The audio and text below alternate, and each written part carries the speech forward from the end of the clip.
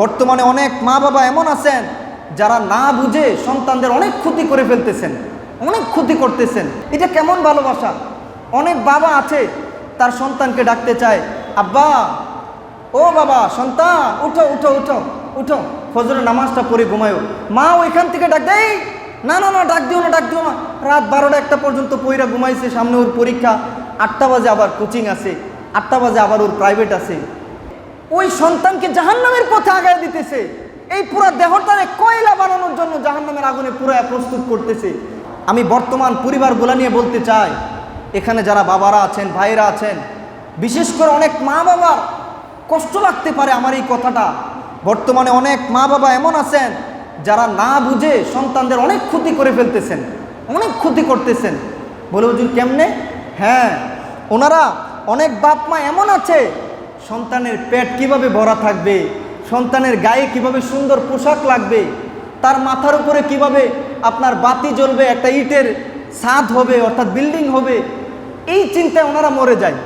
ভালো কথা, কিন্তু ওনারা ওই পথটা দেখাইতে ভুলে যায় যেই পথ না চেনার কারণে সন্তানের পুরা দেহটাই আগুনে পুড়ে ছারখার হয়ে যাবে, সন্তানের পুরা দেহটা আগুনে পুড়ে কয়লা হয়ে যাবে। এই খবর অনেক বাপ মার নাই। এটা কেমন ভালোবাসা? এটা কেমন ভালোবাসা আমাকে একটু বলেন তো। এই বাপ মা নাকি সন্তানকে ভালোবাসে, ওনারা ফজরের সময় তাদের সন্তানকে ডাক দেয় না, কারণ 8টা বাজে তার কোচিং আছে, 8টা বাজে তার প্রাইভেট আছে। ইন্না লিল্লাহি ওয়া ইন্না ইলাইহি রাজিউন। চিন্তা করছেন এটা কেমন ভালোবাসা? অনেক বাবা আছে তার সন্তানকে ডাকতে চায়, আব্বা, ও বাবা, সন্তান উঠো উঠো উঠো উঠো, ফজরের নামাজটা পড়ে ঘুমায়ো। মা ওইখান থেকে ডাক দেয়, না না না, ডাক দিও না, ডাক দিও না। রাত 12টা-1টা পর্যন্ত পইরা ঘুমাইছে, সামনে ওর পরীক্ষা, 8টা বাজে আবার কোচিং আছে, 8টা বাজে আবার ওর প্রাইভেট আছে।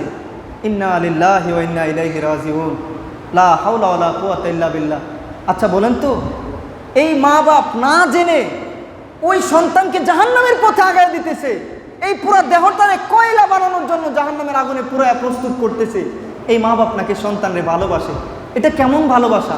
এটা কেমন ভালোবাসা? না জানার কারণে ওনারা জানে না যে মা বাবার দেয়া নিয়ামতের মধ্যে সন্তানের জন্য সবচাইতে বড় নিয়ামত হলো সন্তানকে দ্বীন শেখানো, আদব শেখানো, তরবিয়ত শেখানো, আমল শেখানো, নবী প্রেম শেখানো। এটা হলো আসল মাল। এগুলো যদি শিখান না, সন্তানের পিছনে মাল এমনি ঘুরবে। সে বলবে দুনিয়ার এত মাল আমার দরকার নাই, আমার দরকার আমার রব, আমার দরকার আখিরাত। ওয়াল আখিরাতু খায়রু ওয়া আবকা। আখিরাতই তো চিরস্থায়ী, আখিরাতই তো মেইন। দুনিয়া তো 2 দিনের। দুনিয়া তো আল্লাহর কাছে, রসুলের কাছে একটা মাছির সমানও দাম নাই, একটা মরা আপনার ছাগলের সমান দামও নাই। আল্লাহ রসুলের কাছে এই দুনিয়ার দাম। ওনারা বলবে এমন, আজকের মা বাবারা সন্তানদের সব কিছু শিখাইতেছে, আখিরাতে শিক্ষা দেই না। আল্লাহ তাআলা, আমি মা বাবাদের বদনাম বলতেছি না, ইল্লা মাশাআল্লাহ, যারা ভালো তারা তো ভালো।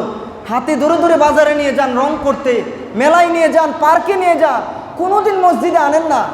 6 বছর 7 বছর অন্তত যখন অন্যজনকে ডিস্টার্ব করবে না, এরকম একটা বয়স যখন হয়ে যায় 6-7 বছর, তখন আঙ্গুলে করে করে মসজিদে আনা অবশ্যই অবশ্যই নবীজির নির্দেশ। তারপরে 10 বছর হয়ে গেলে সন্তান যদি নামাজ না পড়ে হাতে আদবের একটা বেত উঠিয়ে নেন, হাতে শাসনের একটা বেত উঠিয়ে নেন। সন্তান নামাজ না পড়লে ঘরে ভাত নাই। আপনি বাবা হয়েছেন, কিন্তু আপনি বাবার দায়িত্বগুলো শিখে নেন নাই হাদিস থেকে। আল্লাহ তাআলা আমাদের বাবা মাদেরকে এই জিনিসগুলো বুঝার, আমল করার তৌফিক দান করুক। সকলে বলেন আমিন।